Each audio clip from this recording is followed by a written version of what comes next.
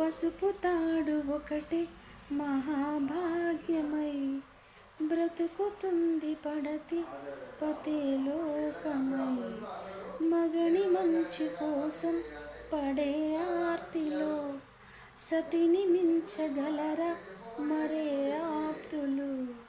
ఏ పూజ చేసినా ఏ నోము నోచినా ఏ స్వార్థమో లేని త్యాగం రూపమే పొందగా అపురూపమైనదమ్మా ఆడ జన్మ.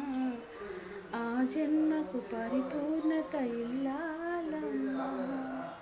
కలిమిలేములన్నీ ఒకే తీరుగా కలిసి పంచుకోదా సదా తోడుగా.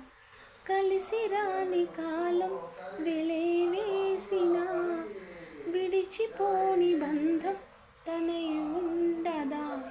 సహధర్మచారిణి సరిలేని వరమని సత్యాన్ని కనలేని నాడు మూడుగా మిగలడా పురుషుడు.